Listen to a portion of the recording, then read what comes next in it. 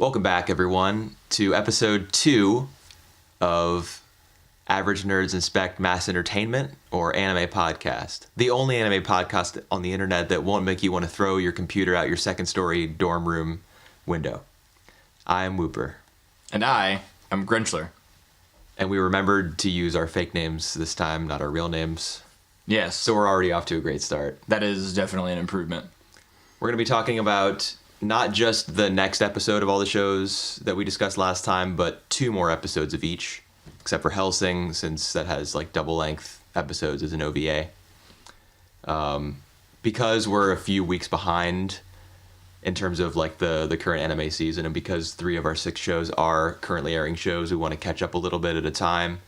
So we did 2 episodes of everything. Which we'll probably do next week as well. You think so? I think so. It wasn't like too much of a burden? It's really... If I had spaced it out better instead of being like, you know what, I got this, I'm going to do it all in one sitting 8 hours before we record. Well, I mean, that way it is fresh in your mind. Yeah. So there is a benefit to doing it all. And I have no problem just sitting down and slathering away with television. Slathering away, huh? Yeah, I don't think that's the right term, but... It isn't. No, I didn't think it was. That's okay, though. Before we start talking about the shows, there was a little piece of news, anime news. Ooh, anime news. That I wanted to talk about. And it's not the fact that tons of anime was found on Osama bin Laden's hard drive. That is definitely news. That's actual news, because it involves a terrorist. Who does the fan subs in Arabic? I don't know. But actually, there are big sites, like highly trafficked sites, that are dedicated to fan subbing anime in Arabic. Huh. I mean, that doesn't surprise me. Like Arabic is like the 3rd most spoken language in the world. Is that right? Something like that. It's a lot. But that includes all the different dialects, I guess. Yes. Yeah. There are websites that you can find with some creative Googling that are like have reliably high quality rips of anime. Like 1080p stuff. Yeah. With Arabic subs. Yeah. Huh. It's not just some bootleg job. They're the real deal. Cool. But the bit of news that I want to discuss is, and I think this will be of particular interest to you and, obviously myself too, because we're both fans of this guy's work. Sure. Shinichiro Watanabe is developing a new series, At Bones, which was where Space Dandy was developed. Space Dandy. Right. And I don't remember if Zankyo no Terror was also Bones. I can't remember. Mostly because I try to keep that show as far removed from my consciousness as possible. Right. Given its disastrous ending. But he's doing a new series At Bones. This came out like 5 days ago, and it's music focused. So let's see the tweet, because this is how we get all our news now. Everything's 280. Oh, by the way, another piece of news. Twitter is 280 characters long now, not 140. I know. What does that have to do with anime, though? I don't know, because I was about to say getting our news 140 characters at a time, but it's actually 280 now. That's right. I'm looking at an article right now, and there's not much to it apart from this is all the stuff this guy's done in the past, most of which was really great. And he supposedly revealed at MadFest. I don't know what that is. Some anime convention or something. Maybe it's held by Madhouse. No, that's Madman Anime Festival. So it is some kind of convention. Anyway, the most important takeaway here is that Watanabe is doing a new series, which is great because I really love the guy's work. I know you do too. Sure, yeah. I mean, it's created arguably what everyone will use as the springboard to get their friends into anime, right. Cowboy Bebop. Yeah, even though Bebop is nothing like most other anime. No, because it's as much like, and I don't know if this is a disservice or a service to it, but it's a lot more like Western television. Yeah, it has a real Western flavor to it. A lot of the pop culture that it draws on is Western, and of course, jazz was entirely Western. Yeah, that's a musical movement that originated in the U.S. But I just wanted to spring that on you for this episode. Yeah, I also remembered he did Kids on the Slope, which when it said it's another music one, I was thinking something in the vein of that show. Right. Well, I mean, what has he done at this point? He's done jazz with Bebop. He's done hip hop with Shampoo. He's done a lot of Done more jazz with Kids on the Slope. yeah, and there was a strong musical presence in Dandy. I think there was a lot of futuristic sounding stuff because they were in space in the future. A lot of quirky electronic music and a lot of like 8-bit and 16-bit inspired sounds. Yeah. And I know that Yoko Kanno did the music for Terror in Resonance, so it was great. I just don't remember any of it other than the theme song. Yeah. It was a synthesizer that was going. Yeah, That's all I remember. Oh, I could sing it. I'm not going to, but I remember it very clearly. And I also remember a bit of like vocal and piano music that was playing during the motorcycle scene, which is one of the only scenes that I can really picture clearly in my head from that show. It's one of the only ones I haven't blocked out. The only thing I remember from that show is an exploding airplane. I remember or lack thereof. It's one of the two. I don't remember. It's kind of hazy. Okay, there were some big explosions. They were at an airport. Yeah. One of the big, climactic scenes. First they were on horses. Now they're on an airport. Right. That's not going to make sense to anyone who doesn't know our inside jokes. No, it's not. I think that's the point, though. So we'll just move past that. We'll start talking about some anime. Let's start with Inuyashiki this week. A.N.I.M.E. Yeah, A.N.I.M.E. Animes. We'll start talking about Inuyashiki. So let me scroll. I know you took some notes this time. I did. And so did I. I took notes. I took notes last time. I just forgot to send them to myself. I took more notes this time than I've ever taken for school in 20-some years. I've never taken notes for school. What a badass. I know. All right. Speaking of badassery, this episode, these episodes, well, I mean, episode 2 in particular, it was edgy as hell. Like, and I don't necessarily mean that as a compliment. No, I don't necessarily mean it as an insult. Because a lot of times when you say something is edgy, it's like edgelord supreme. Yeah, wow, what an edgelord. Yeah, that's the context that it's often used in these days. But this episode, like episode 2, I mean, we watched episodes 2 and 3. Episode 2 in particular was like, it was brutal. I am a cold, unfeeling robot. Right. I must kill to feel alive. Right. Well, how much of... We're obviously talking about Hiro. He's the kid. He's the second of the two people, because we met Inuyashiki in the first episode, and now we're meeting Hiro, whose last name I don't really remember. But he is... Like, the word sociopath is thrown around a lot when discussing characters in fiction, pop culture, whatever. But this guy really earns that label. He is a full-on sociopath. He's, like, unfeeling, uncaring. He kills people, it seems, to feel alive. Right. Which is, like, Inuyashiki, he says at the end of the first episode, after saving the homeless man, he says, I'm... Like, he feels validation, and he says, I'm human, I feel alive. Right. So it's the opposite for this kid. So they're obviously foils. Man. My question as to the motivation for both of them, obviously, is to feel alive or human or maybe a semblance of what they used to feel. So by them having these new, essentially computer-controlled brains, because they don't have a brain. They don't have like They've got the little serotonin core. Responses and things like we do. Right.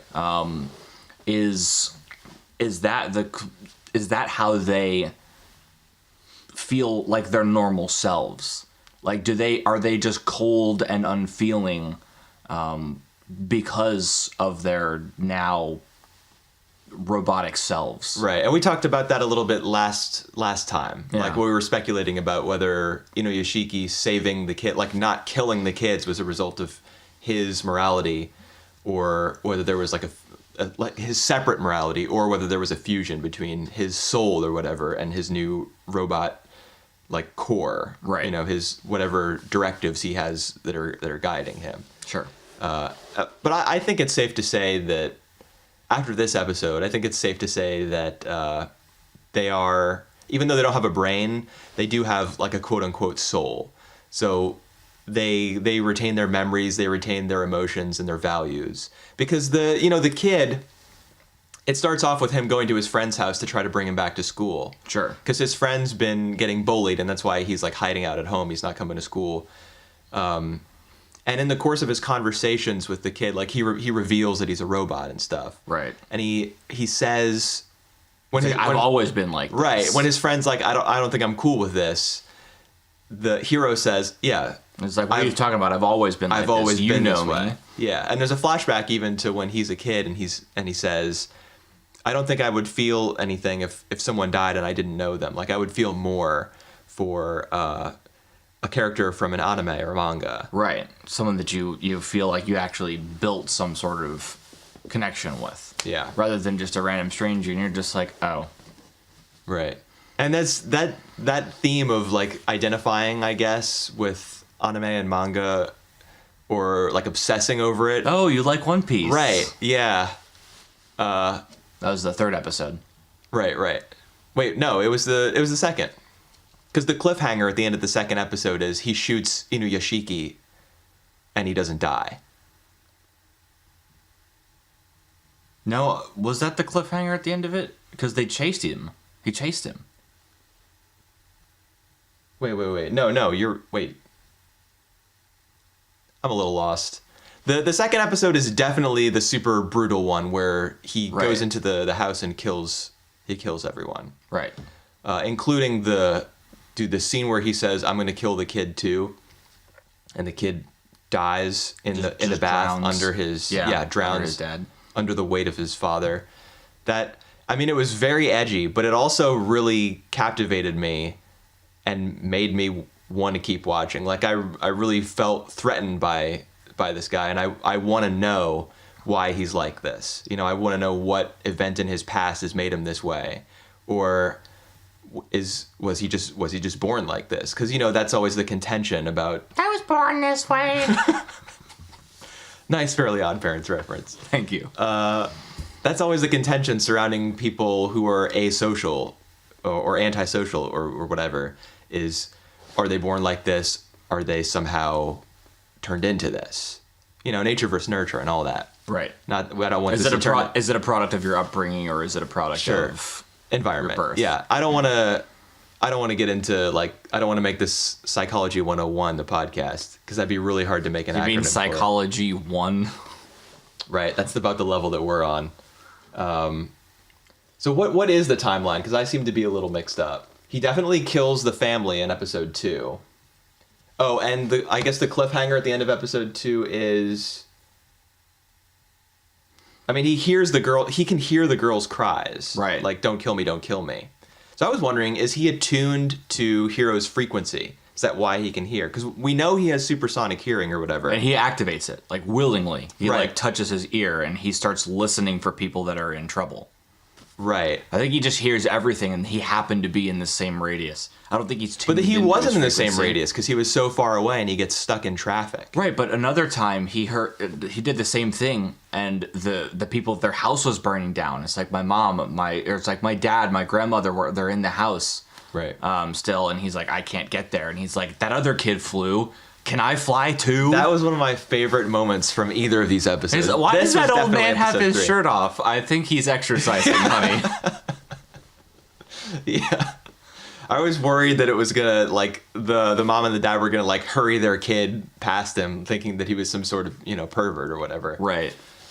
And that would have been just another just kick Inuyashiki while he's down. Yeah. Another, like, slam on this guy whose life is already hell. He's found his purpose and all that, saving people, but right. And now he can heal people. He heals. He brings essentially back from the dead a cat. Right. Cat gets hit by car. He all of a sudden goes into like surgery mode, and cat lives again. Right. So then he goes to a hospital, and he's like, cancer patients, let go. Yeah. That was another interesting contrast between Inuyashiki and Hiro, is that Hiro heals, like, he shows his friend that he can heal a paper cut. Right. But that's not how he uses his power. Right? He uses it to satiate whatever kind of impulses or urges he's feeling to kill. I don't even know if he's using the power selfishly. I don't know if he is like if you could say that he's doing it out of self-interest, because whatever sickness he has is probably something that's outside of his control. I don't know how much will he's using. That's a whole psychological argument that you could get into. So and I think that's the point, is to kind of, for this show, is to draw on that to make you kind of think about that. Right. But that's the interesting thing, is that while Hiro doesn't make use of that power, he only shows it off to his friend, the healing power. Inuyashiki, like upon discovering that he has the ability to heal, he immediately is like, I can help people. Yeah, he just walks to a hospital, I guess, or maybe he flies there. I don't know. We don't see. Right. But having the ability to help others, he uses it. He views it as like a duty. And Hiro, of course, is using he has a much greater grasp on his abilities, and he uses them to kill. And he's a scary dude. I mean, I felt kind of threatened watching him. It's like, it's like, do you see them over there? What? No, further to the right. Bong. Yeah. Bong. Dude smokes a lot of weed. He sure does. All those bong hits, man. You're talking about the scene where he's on the roof with his friend. He's on the roof. And he shoots the guys who've been bullying him. The four kids that have been bullying him. Right. Yeah, it was hard to watch him killing the family in the first place. But even arguably more sinister was the killing right at the end of episode 3, where he's walking down the street and he hears a dog barking. And he just kills the dog, kills the mom, kills the dad who's like, what's going on? Kills the mom who investigates that, and then the kids like run past him, and he's like, but he's like, okay, maybe not them. Well, you don't know. The kids do escape your field of vision, like they run past the camera or the lens from which you're viewing everything. But I think that's the very last thing you see. I don't think you know whether he kills the kids or not, and you're kept in suspense. If not at the end of the episode, at least for the duration of the time that they're walking down the street, because like it's perfectly plausible that he could kill them based on what we know about him. Right. So I thought that scene was well delivered. And the fact that when he is killing that family at the end of episode 3, the fact that all we see is the exterior of the house as he's doing the killing, like it's so effective because we already have such a grasp on how evil this guy is and how distant he is from what he's doing, that it distances us from what he's doing by only showing the house. That's an interesting point. Yeah. And you can visualize it. Like, you don't need to see the killing again. You know how brutal it is, and you like the neutral expression that'll probably be on Hiro's face as he's executing these like normal people. Oh, you like One Piece? Yeah, he's a scary guy for sure. You'd be really hard pressed to run into somebody in Japan who doesn't like One Piece. Well, I don't know. I feel like when something is that popular, there are probably just as many people who are ambivalent about it or hate it as love it. It just has a really wide reach. That's true. Yeah. Well, think about something like I don't know, Sword Art Online. You got a lot of people who love it. You got a lot of people who don't really care for it, or who think that it's like a piece of trash. Or people that have watched it and then regret watching it. Yeah, I think you and I both fall into that category. Yeah, except I watched like all of it. Right. It was entertaining. It just didn't. It's like eating a lot of sweets. No, there's nothing sweet about it. It's fun at the time, and then afterwards, you just feel like garbage. I wouldn't even be that generous. We can move on. Let's do Hellsing. I think we did that one last time. Maybe? Yeah, we did Hellsing last. No, we didn't do Hellsing last. We did Children of the Wows. Let's do Hellsing anyway. Okay. Thoughts? After seeing this episode, I know I've seen part of Hellsing Ultimate before, because I remembered the episode. Okay. I remember what was going on. Well, then your recollection of it must be pretty strong. Yeah. What were your thoughts? I mean, the structure of the episode was basically we're under attack. Yeah, we got to repel the invaders. Right. And then find out why they're invading us, who's fighting them. And that is? Nazis. The Third Reich. Right. Millennium, which is the Third Reich. Yeah, I found the leap that Integra, or whatever her name is. Integra. Yeah. I found the leap that she made from just the word millennium to, oh, yeah, it's Nazis, guys. I found that really... I mean, it was probably just a byproduct of, like, translation from Japanese to English. That her reasoning, her logic for thinking that millennium means Nazis didn't make a whole lot of sense to me. But she only got that because of the definition of millennium, which is 1,000 years. Yeah, I know. But, I understand how she got there. Oh, right. What was the last big organization that wanted to change the world for 1,000 years? The Third Reich. Oh, it must have been the Nazis. Yeah. I mean, and that's fine. Whatever. So we got Nazis now as the main antagonist, villain. And nobody likes Nazis. I mean, I guess some people do. I guess Nazis like Nazis, but that would be the end of the list. Yeah. Well, you got neo-Nazis too. So PewDiePie. You know. Yeah. We are on YouTube. We have to talk about other people on YouTube. That's a prerequisite. Mm-hmm. That's going to be the title of the video. It's going to be PewDiePie is a neo-Nazi. And anime stuff. I mean, at least we would get lots of clicks. Oh, yeah. That's what it's all about. It's all about that click-through rate. Right. We need views. Everyone, share this post on all your social media accounts. Use your new 280 character limit on Twitter to post about our podcast and how we think PewDiePie is a Nazi. You can fit more flame per tweet now. You don't need to separate it into multiple tweets. Now it's all just one big mass of hatred. Well, if you think about it, rather than you needing half the number of tweets to express your hatred for whomever, now you have double the number. Right. You have double the characters, but you don't have to use half the tweets. You can just express twice as much hate. Right. Per tweet. Just double everything. Don't half the number of tweets that you're making just because you have double the characters. Just tweet twice as much and hate twice as much. That's the solution. It's the American way. It seems to be. We're not talking about anime anymore. Let's talk about anime. Let's talk about anime. I mean, the episode was real simple, right? It was basic. The only thing, it was just people come, kill the guards, go inside, fight. That was the entire episode. Nothing else happened. Right. We saw that there's a council for Hellsing. Yeah, I think we could have assumed that already. You see them before. But They just exist to pressure Integra. Right, who's the leader essentially? Yeah. I would assume that it's a board of directors like a corporation has. Yeah. Where they've got investors and stuff like that. So they need to, be like, are you actually doing anything?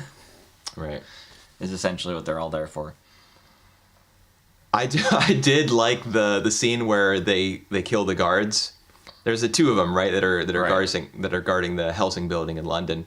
They kill one of them, and then they're like, kill the other one, and then all the guns appear from whatever, I don't know, all the vehicles. The van that they have, the giant van. There's like 20 dudes with assault rifles or whatever they are. Right. And they each expend like 50 bullets. They probably shoot 1,000 bullets to kill this one guard. And if you notice, after that much shooting, the gate is gone, the guardhouse is gone, it's all just rubble. Yeah. It's like, wow, these guys are stupid. Well, I mean, that's just they aren't people though. They're ghouls. Right. They're reanimated, so they're not. Well, whoever's controlling them, one of those two probably is stupid. But it's not that they're stupid, right? It's just that that's an anime trope, is huge amounts of over the top gratuitous violence, and shooting like 1 million bullets to kill one dude. That's just anime, you know. Especially when you look back at the 80s. When there were tons of OVAs coming out that were all about, violence and... It's like, oh, we can do this now. Yeah, well, I mean, Hellsing is in that vein. It's sci-fi, it's gory, it's really violent. It's not really science fiction, though, is it?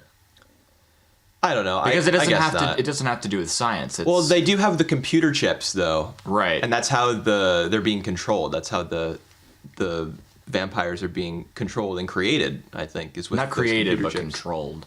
Okay. They're being created by something else. They also mentioned that ghouls are being created regardless of status, regardless of virginity status. Right. So they know that the Nazis, as we know now, understand the occult, or like the vampires and how ghouls are created and things like that. Right. And also that the ghouls aren't dying when the vampire who created them dies, which is also something that's supposed to happen. Say that again. Ghouls are supposed to die when the vampire who created them dies, but that's not happening? That's not happening. Yeah. Really? Uh-huh. Yeah. How do we know that? Look at my notes. They talk about it. Yeah, but like they kill both vampires, right? Right. But they kill both of the brothers. Right, And by that point, the ghouls are already dead. They mention that in the towns and things like that, when they say when the Iscariot guy in the last episode had come and he'd already killed the vampires, the ghouls were still prevalent. They were still a problem. Okay. All right, we got to move on because you got to take your friend to work at like 1:00 or something. Something like that. And also, not really much happens in this episode. It's just a bunch of giant fight scenes.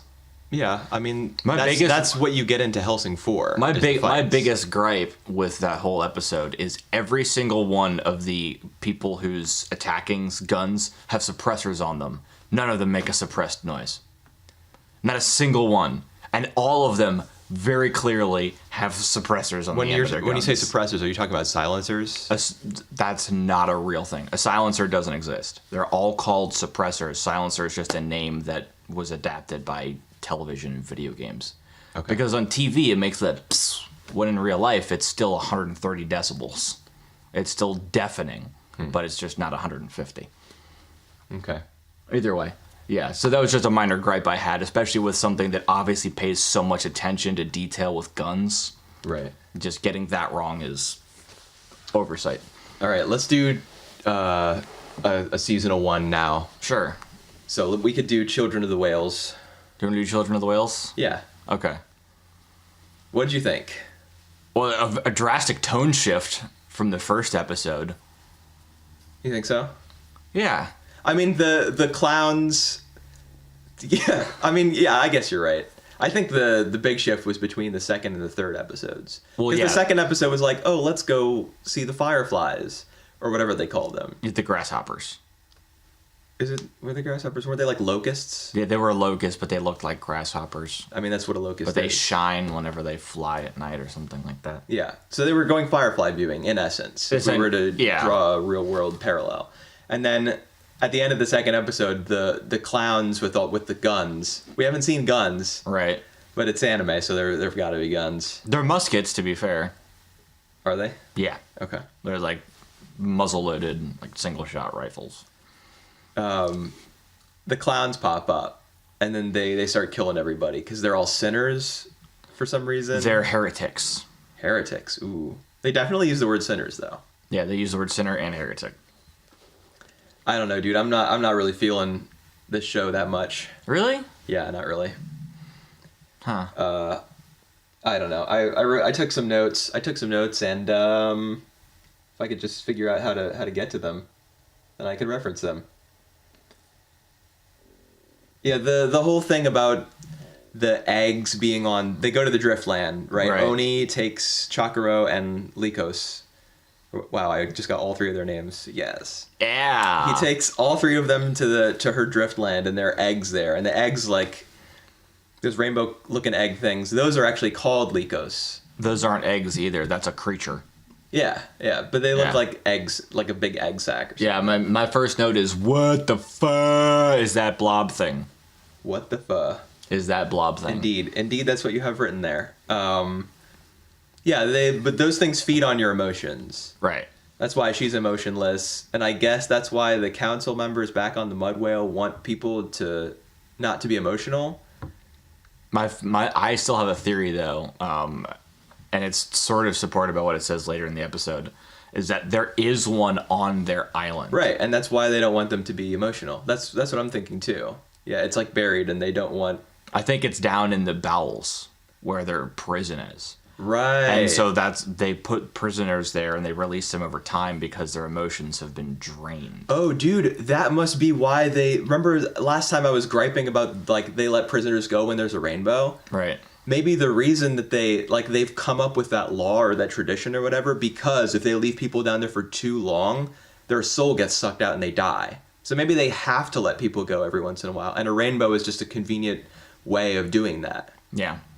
Huh, okay. It's also a way for them to reform, quote unquote, their prisoners. Right. By removing them of emotions. Yeah.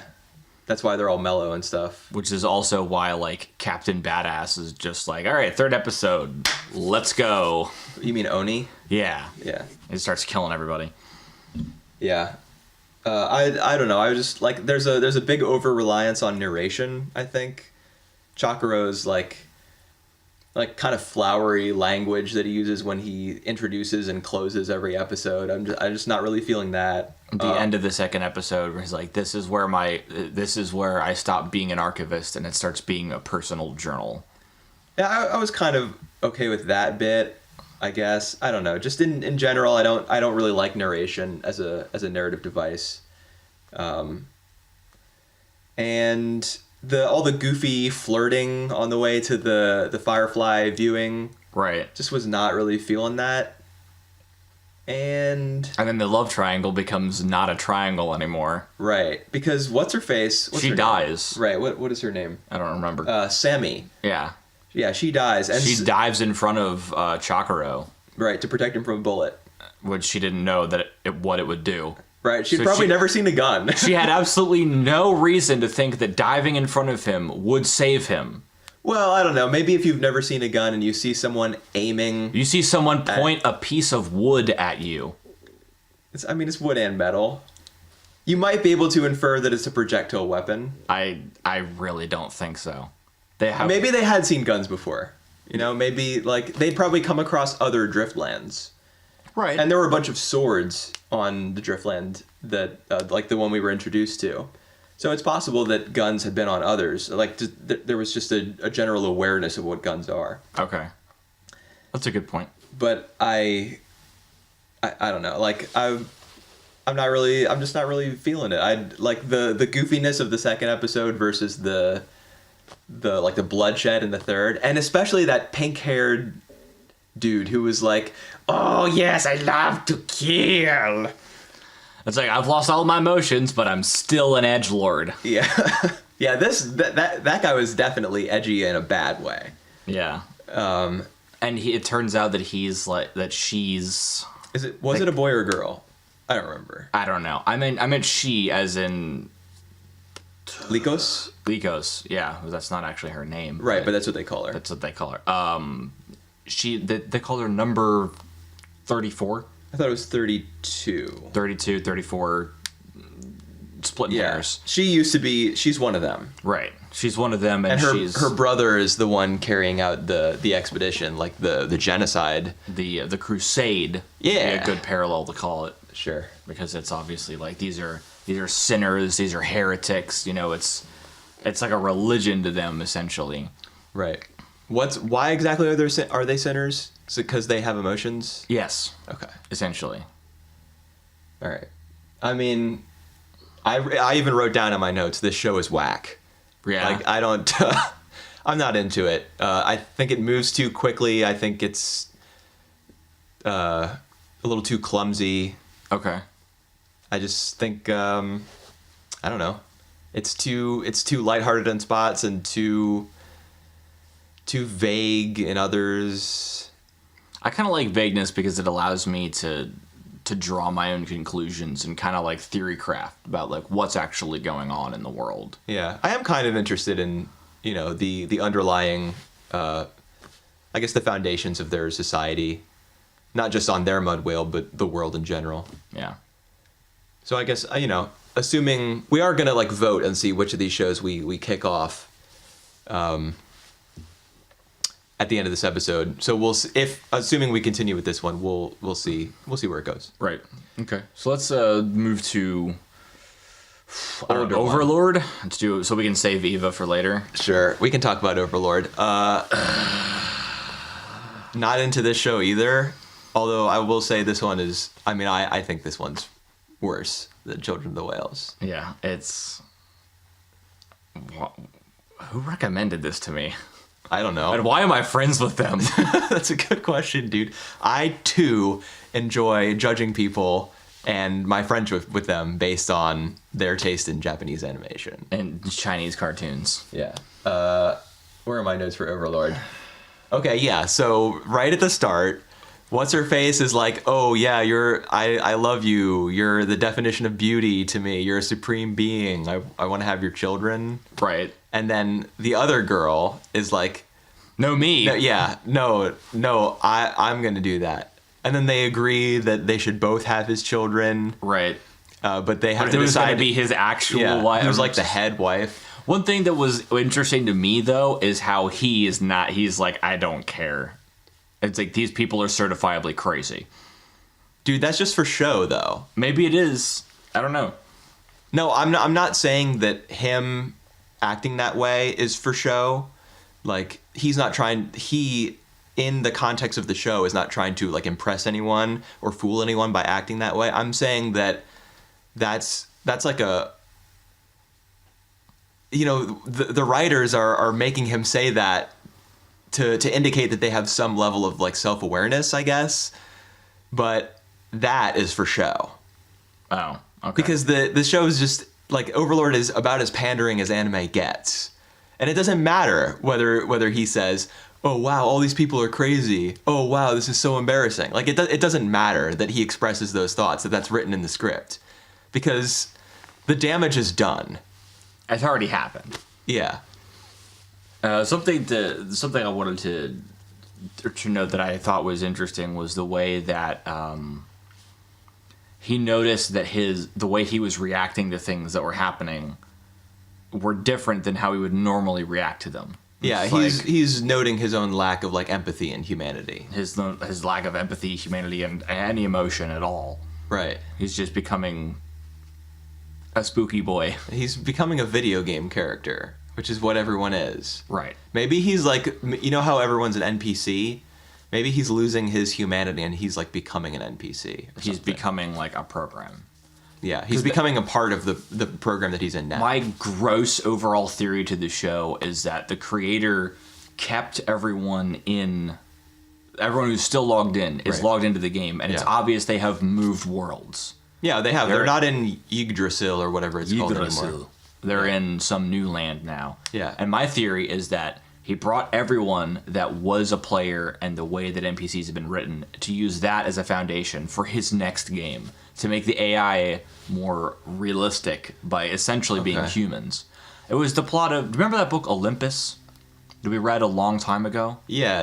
Where there was this massive VR world, and there were people who were paid to be NPCs. There weren't any NPCs in the game. Everyone was player controlled. I do remember that book. I don't remember much about it. I remember But a lot about it. okay. It was essentially there was the company that ran the game. The biggest selling point was that there aren't any NPCs. So every interaction you have it's not scripted. It's not, this is the way that this is supposed to work, or there's not like exploits and things like that because you're talking to other people. Right. Which is something that, every video game you want to have AI that's, cool to interact with. And Yeah, this dynamic instead of just static. right, and by them being human, it would be dynamic. So you think that's what's going on in Overlord, is that... That's my theory, yeah. Okay. That's interesting. I mean, it doesn't make me want to keep watching, but No, but it's a cool way of thinking about it. Yeah. And so I guess the main character's struggle would be to try to retain his consciousness and his humanity as it becomes clear to him that like this is a new game, and he's like whoever's pulling the strings is trying to absorb him into it.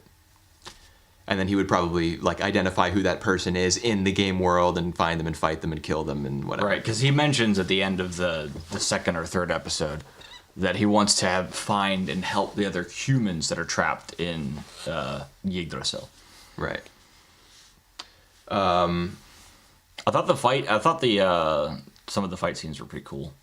I liked I know especially a lot of anime fans aren't a huge fan of when they use CG in anime. Yeah. But as someone who likes video games and CG animation and stuff, and who's watched, for better or for worse, Ruby, which is entirely CG animated, the fights were really cool. Like the giant Death Knight, just cleaving people in half was really cool. I was cool with that.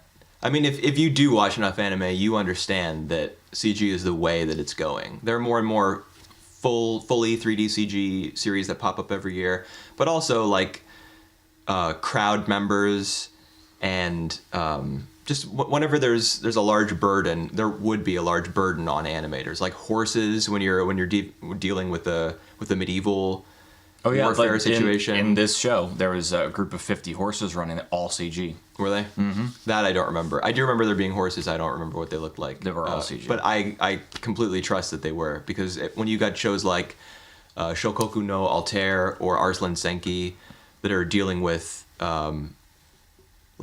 medieval warfare or Middle Ages or whatever time period they're set in. Yeah, those soldiers, the horses, they're all computer generated. Yes. And even there was an anime recently, just 1 or 2 seasons ago, called Tsuki ga Kirei, which was like a middle school romance, which I thought I wasn't going to enjoy, but it ended up being like probably my favorite anime of the year so far. All the shots of like students walking in hallways and stuff, those were CG, and they stuck out like a sore thumb. It sucked, but that's just the way that things are moving. So when I saw the big Death Knight CG guy, I was cool with it. Like, you can't be too mad at that kind of stuff for too long, or else you're not going to enjoy anything that you're watching. I thought it looked pretty good. I don't think it looked bad. I mean, sure, it'd be cooler if it was like completely hand drawn and everything like that. And an interesting, like, if you wanted something that looked like that, the best thing I can point you to is, believe it or not, Blizzard. When Blizzard put out a trailer for the character Kel'Thuzad coming into Heroes of the Storm, Kel'Thuzad again. It was animated by it was animated in like essentially an anime style. It was all done hand drawn and everything like that. It was gorgeous, and it had some really cool fight scenes and stuff in it. Okay, was it CG? No, not at all. But it was all hand drawn. I know. But my parallel was essentially if you wanted to see something that looked like that was hand drawn. Oh. Yeah, they've been starting to do that for some of their trailers. They did it for when Doomfist came out too. Yeah, dude. I honestly wish that, Japanese animation houses, studios had the budgets of American. Yeah, had the budget that American video game companies had, or just wish they had American money in general. Yeah. I mean, for that to happen, the West would have to get way more interested and involved in anime and start buying a lot more, and right. A lot of stuff would have to change. It couldn't just be completely controlled by Toonami, essentially. Well, the problem is that in order for Western money to enter the market, then anime has to be tailored to Western tastes. Right. And that's a big, point of debate, is like how much anime change in order to bring in the Western market. Okay. And that's a whole another,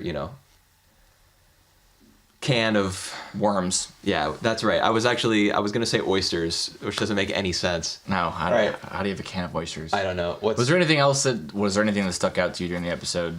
I don't know if we have time to talk about anything else. Let's just briefly look over our notes real fast. I didn't even scroll to your Overlord notes.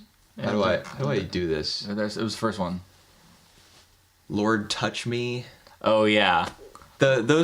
He did name different human characters who had created these NPCs. Right? One of them was Lord Touch Me, and I just burst out laughing. I don't know if it was from sleep deprivation or because I actually thought it was funny.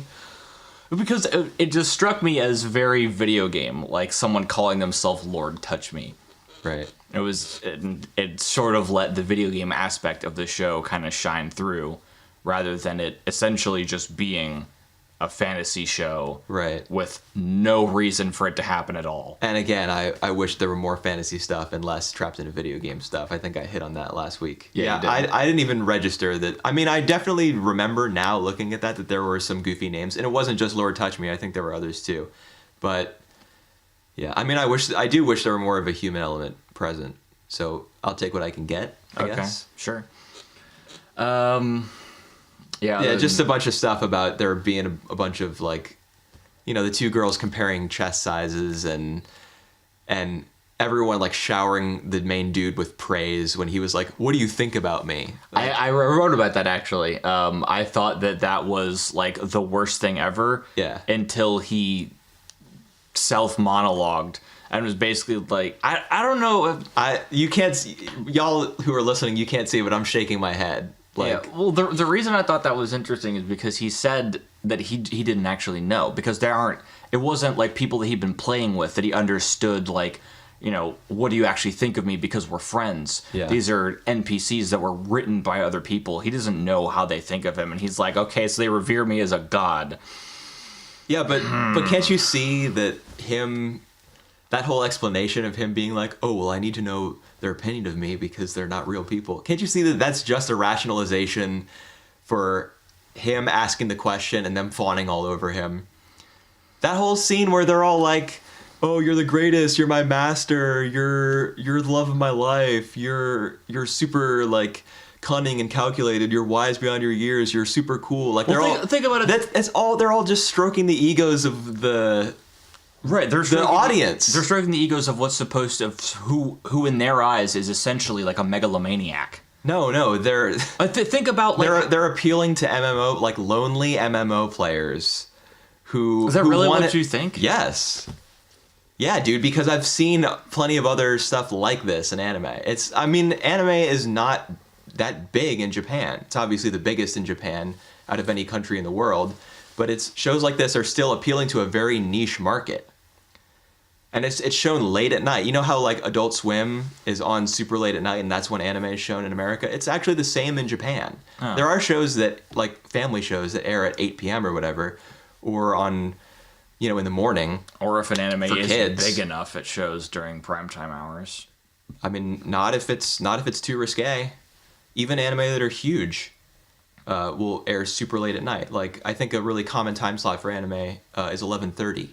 Wow. In Japan, they show it late at night. If you showed something that you wanted good viewership on at 11:30 in the United States, it would die. Yeah, of course, because prime time starts at 8 and it ends At 10. I mean, stuff goes from 10 to 11. They're Right. usually hour-long dramas in, you know, like American network prime time from 10 to 11. But after 11 o'clock, it goes to like public access and infomercials. And actually, no, 11 o'clock is when news starts. Yeah, there's news at 11 and stuff goes until whatever time. I mean, it doesn't matter. The point I'm making is that this show is It's aimed, pandering. Yes, it's aimed squarely at this very small section of a much larger potential audience if it weren't so terrible.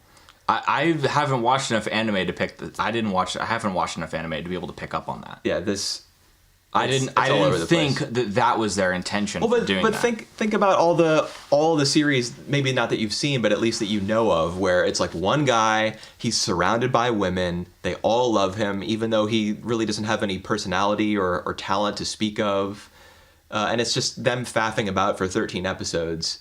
And That's essentially like one or two anime that I've watched. okay, believe me, there are, I don't know, I don't want to say hundreds, but there are dozens. So harem anime, yeah. Yeah. One guy who looks strangely like a girl, and all the girls love him. What's the plot? Who cares? When is it on? You don't know. There's tons of anime like this, dude, and it's all bad. But it keeps getting made because it keeps selling, because they keep pushing it, like they keep appealing to the same small market. They appeal to the NHK. What?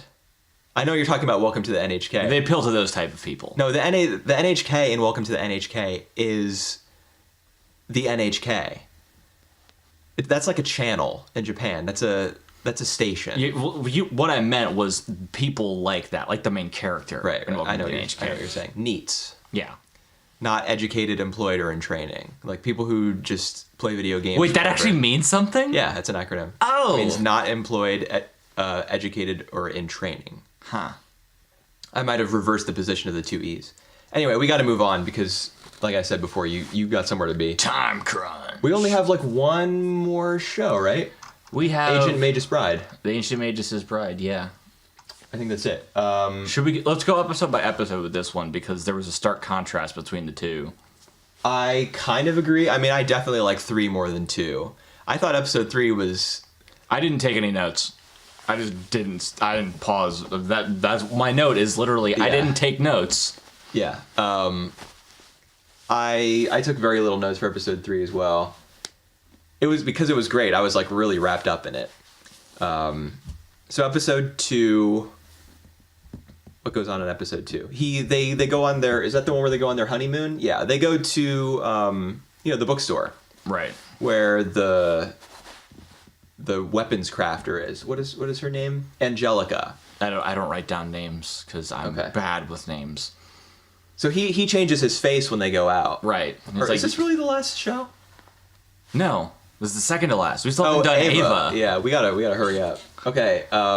Which stinks to Yome. which stinks to gloss over this one because there was a great episode in there. He changes his face. I wonder if that's how he used to look before he had the skull for a face. That's a good question. Like, is he Skeleman because he's so old that his body has deteriorated and he's essentially in like a magical shell? No, I think the idea is that mages just live for a really long time. Right. Like, because in episode 3, the dragon dude... he's also super old, too. Right, but he looks young. Right. He's like, don't let him fool you. He's older than I am. Right.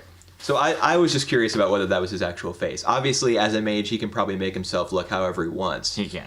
But I wonder if, he's got the skull head, so you got to figure at some point there'll be a flashback to what he used to look like, or he'll reveal himself to actually look a certain way. Or why he chooses to be a skeleton face. Or maybe he was cursed.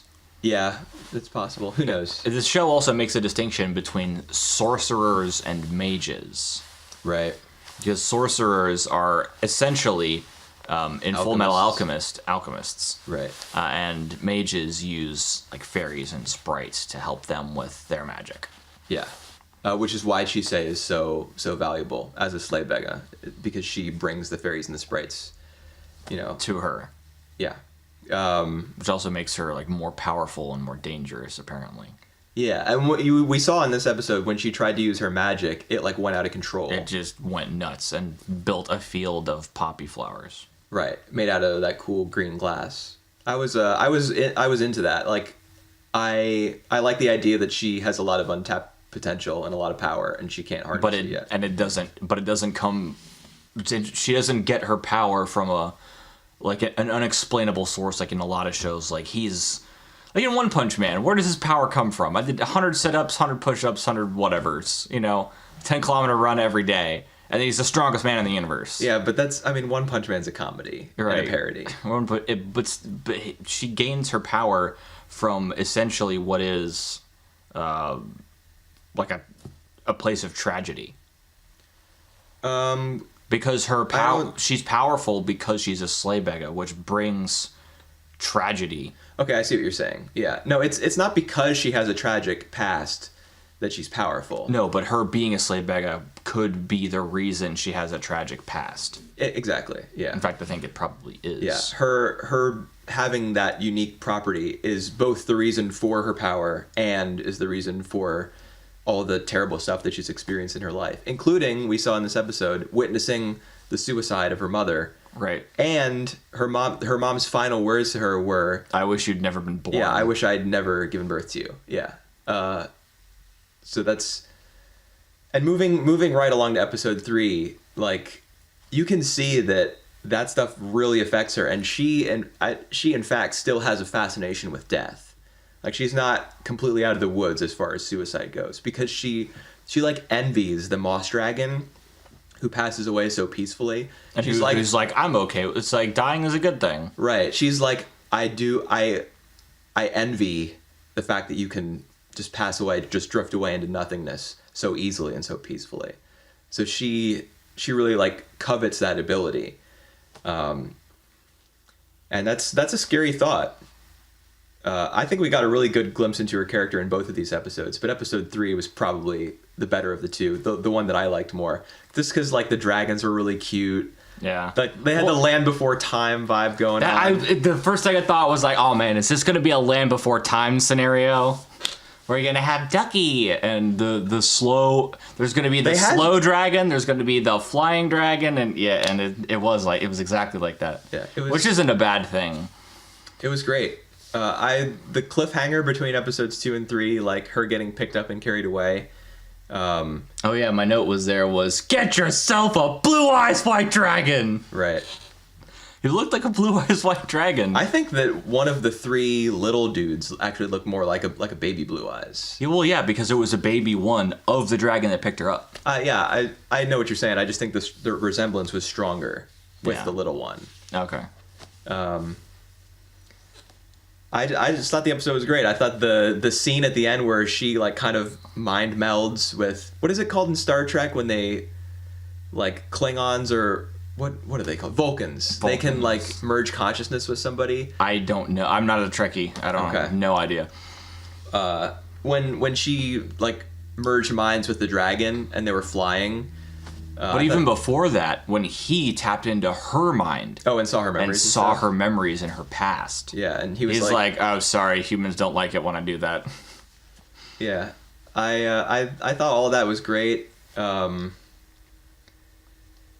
And I also like the idea that the dragon turns into a tree, right? And you see those trees and those mounds like all over the place, right? And I was kind of touched by the idea, by the dragon's offer to make her wand out of his tree. Yeah, out of his wood.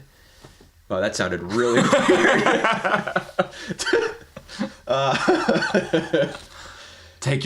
Take my wood, use it for your wand. He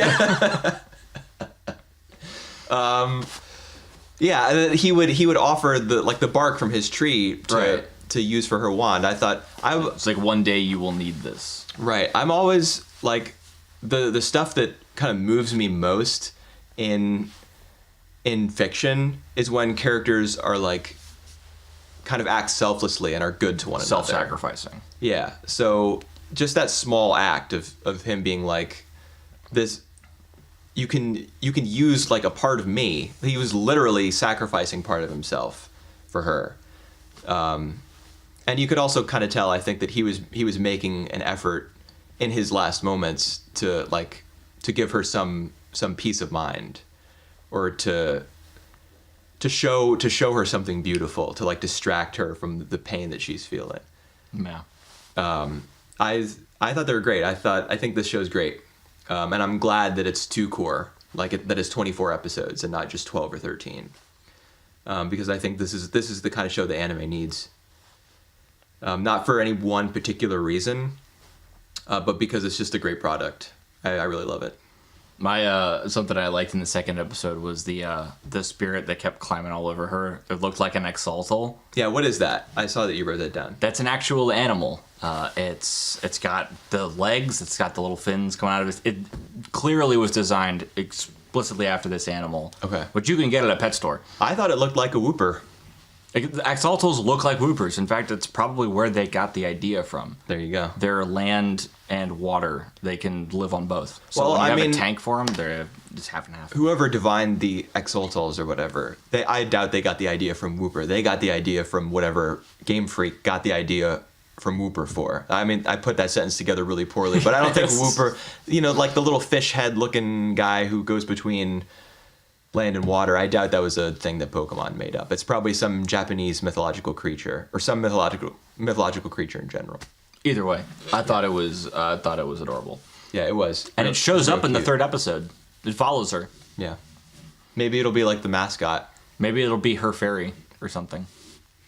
You know. All right, we gotta move on. We're crunched for time. And the one we're crunched for time is Ava. But to be fair, what? The 4th episode, nothing really happens. Dude, all right, hold up. I gotta stop. I mean, nothing happens, as in nothing like story-wise progresses. I said, hold up. But the character progression, there's a lot of character progression, but there's not much story progression. Yeah. That's what I mean by that. Okay, but if you're obsessed with story and with plot, I mean, Ava's only going to satisfy you for probably the first half of the show. Because it gets real psychological and weird after a certain point. Episode 4 is one of my favorite episodes of Ava, and I don't know that that's really a widely held opinion. I think the reason I love it so much is because that's the episode where Shinji, like, you know, we see an episode. First of all, let's gloss over episode 3 for a second. Let's go over it. That's the one where he goes. We see him at school for the first time. All his classmates learn that he's the Ava pilot. He gets beaten up by what's his face, Toji, because his sister was trapped under rubble and is in the hospital now because of his clumsy piloting. His in episode 2. Pilot, yeah. But then he lets him into the cockpit during a fight, and they see like exactly what kind of strain is put on Shinji when he pilots the Ava. Right. We also see the Ava's hand. Not like the metal exterior. Yeah. We see it like kind of melted. It's a human hand, essentially. Right, because he, like, the angel that they fight in episode 3 has those tentacles. Energy whips. Right, and he grabs one, so the outside melts off, and what you see underneath is like the flesh, I guess. Which further reinforces that they're like genetically engineered creatures. Yeah, with armor on Avas them. are like synthetic humans with armor on them. Yeah, they're robots, but they have human characteristics. So they see exactly how much strain is put on Shinji as he pilots his Ava, and so as a result of that mental strain, that pressure, that stress, he hits the road in episode 4. And I think the reason I love episode 4 so much is because I have thought to myself after like a terrible day at work or at school or whatever, just a rough day or a rough week or whatever, that I just want to like drive, just get in my car and drive like real far, and knowing all the while that I would come back, but I just want to like drive and get lost and figure out my way home. Like, that thought has occurred to me, and I find it very relatable. I don't know if other people feel this way from time to time, but so when Shinji does it, when he gets on the train and just goes until the last stop, and then he's like, I have to get back. Yeah, I have to go back. Like he spends the night in a movie theater, like sleeping on a little bench. Yep. And then he treks like across a mountain to get back, and he meets up with Kensuke in his little tent where he's like playing Army or whatever. Yeah, essentially. Dude, I love that whole I love the whole thing. I just love the idea that he leaves and he comes back. I love the stuff with Kensuke in particular, because Kensuke is like, first of all, he's similar to Shinji in the fact that his parents are out of the picture. Shinji's dad is around, but he's not really around. Right. So Shinji sees like a kindred spirit, I guess, in Kensuke, at least a little bit. And the part where Kensuke is like, dude, I really envy you piloting the Ava and living with such a beautiful woman, because he and Toji, when they go to his apartment, they're both smitten with Misato. Right. That's the reaction that a lot of people have to the show Ava, is what's his fucking problem? Like he's living with a super hot woman. He's like saving the world in his robot. Just get in the robot. What's the deal? Just get in the robot, Shinji. Yeah. But that's what's so great about their little exchange, I think, is Kensuke's like, I really envy you, and Shinji was like, why? Yeah. How could you possibly? Yeah. I don't know. I really like that about the episode. I really like the scene at the end where he doesn't get on the train to leave. Like, he quits, but he doesn't get on the train. You see the train go by, but he's not there because he's like 2 seats over or something. Right, and you see Misato shows up and it's like, where is he? Or like looks somewhere sees the train pass and then turns around or something, and then he's behind her again. Like, how did he get there? Well, what I like about the scene, one of the things that I like about that scene is that we get an extended look at her reaction when she's under the assumption that he left on the train. Like it's not as though she sees that he's not there and then does a double take and he's there and she's like, oh, great. She just freezes. Yeah, she just looks. You can see the look of like defeat on her face, and we're allowed to witness that for like a long period of time, and then for an even longer period of time, we get to see just him standing on the platform and her down like beneath the tracks. Right. And they're just looking at each other. And that's the end of the show. That's the end of the episode. No, that's not the end because, I mean, we hold on that for, I don't know, like maybe half a minute. Yeah, it's a long time. Yeah, and there's a little announcement voice from the train station, like, please watch out for your kids. Right. Like, if you are taking care of small children or whatever, please. It's like the next train will arrive at 4:32. Yeah, but I love the fact that the voice says if you're in charge of small kids, please watch out for them, because that's what Misato is. Doing. Yeah. And she hasn't properly looked after him. Like, she's doing her best, but she can't give Shinji what he needs, which is a mother. She can't do that. So the scene where they're staring at each other and eventually he's like, Tadaima, which means I'm home, like I've returned. And she says, Okaeri nasai, which means welcome back or welcome home. That I really like that scene because to me it rings totally false. I don't. They're both like smiling and kind of happy to see each other, but you can, because of the long amount of time that we spend just looking at them, looking at each other, not saying anything. Like you can tell that there's a huge disconnect between them. I mean, that's why we get to see them staring at each other for like 30 seconds, because they're staring at each other from across train tracks. Like there's a big gulf between them, physically in that scene, but also metaphorically. And so when he says like I'm back and she's like welcome home, it's totally fake, and I just think that's so awesome.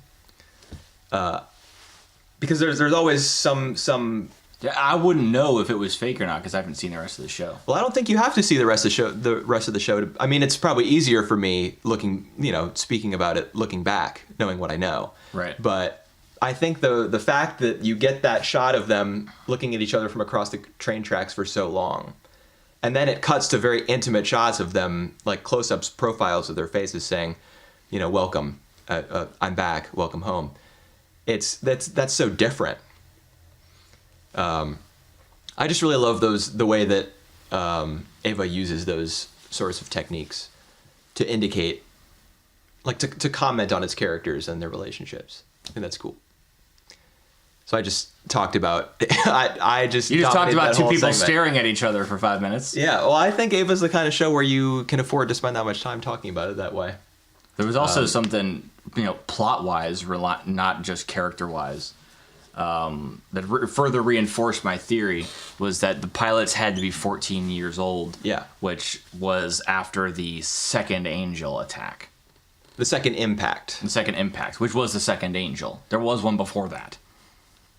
Kind of. Because the start of the show is the third Angel. Yes, that's right.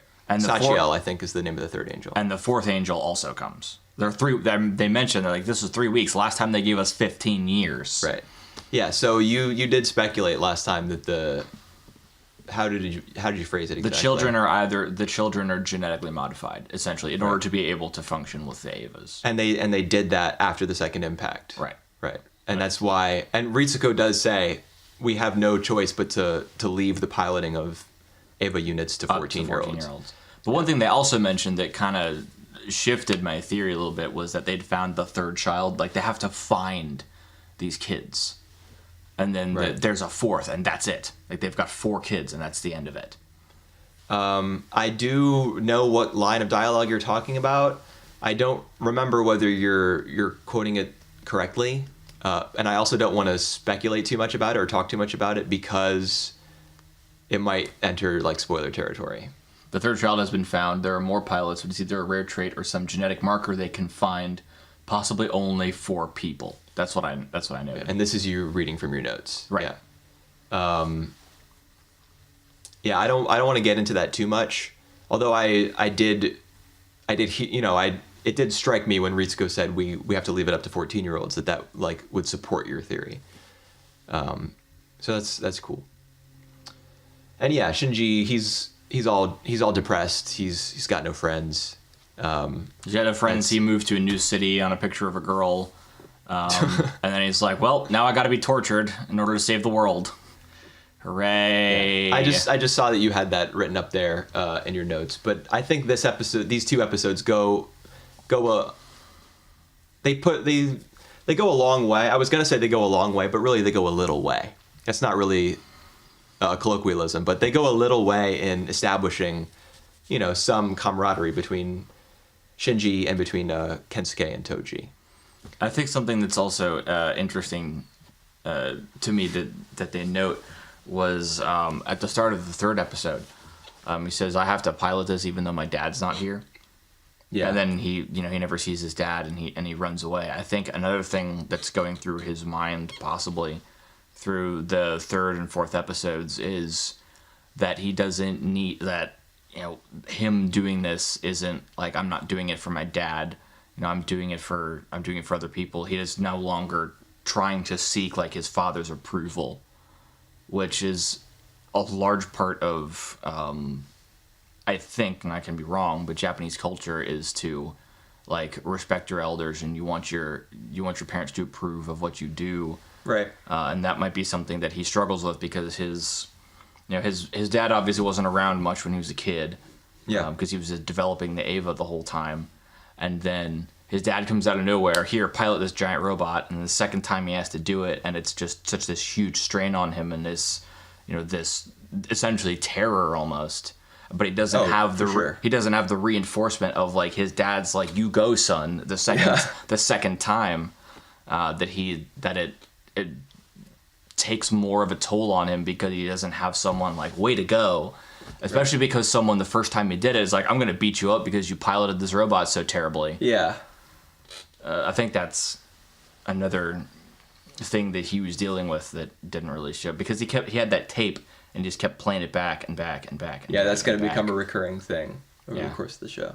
Okay. Yeah, he does say why do I have to do this if my dad isn't here? Right. Yeah, and he's feeling like nobody cares about him. He's feeling like he's only going along with what other people tell him to do. That's like his defense mechanism, and that's commented on several times in these two episodes. And he leaves at the end of the third episode after he comes back, or actually it's in the middle of the fourth episode where he comes back. And then Misato comes in and lectures him, and he's like, "I'm only doing this because I have to," and she's like, "You don't have to." Right. And it's like we can use other people. Right, and that's when he decides to quit. It's like, well, I'm out of here. But he does come back, and the idea is that he's like taking some responsibility by coming back, but that'll be up to you to judge as you watch more. Okay. Like whether he's taking responsibility or why he continues to pilot the Eva. All right, we're running out of time. So we're really running out of time. So let's wrap up super quick by comparing our scores. Okay, I'm gonna modify mine as I read them because I changed my mind. You changed your mind. What? Yeah. As to how I wrote it. Okay. I would have liked to get your unfiltered. All right. But before we talked about it, and before I was swayed by your beautiful lectures. Thank you so much. What was your last place? Overlord. Okay. So we're dropping Overlord. I'll keep watching it, but we're gonna drop it. Yeah, I'm not watching anymore. Okay. I'll let you know if it gets any better. Okay. I'm not gonna watch it, even if it becomes a 10 out of 10. Okay. Number 5. Children of the Whales. Hellsing. Okay. 4. Inuyashiki. Ooh, I have Hellsing. Okay. So you have Children of the Whales in your top 3. Okay. So what'd you put for 3? Ancient Magus' Bread. Oh my God, you have Children of the Whales in the top 2. I have Inuyashiki 3rd. Okay. Whales is 2. Okay. For me, Ava is actually second. Okay. And I put Ancient Magus Bride first. I put Ava as the first. Okay. So Ava gets a score of 1.5. Right. Our average placing, so that's the highest. Overlord, we both put it at the bottom, so we're dropping that show. We'll figure out what to pick up in the interim between this episode and episode 3 of Average Nerds Inspect Mass Entertainment. That's it for this week. Thanks for listening. Goodbye. Later.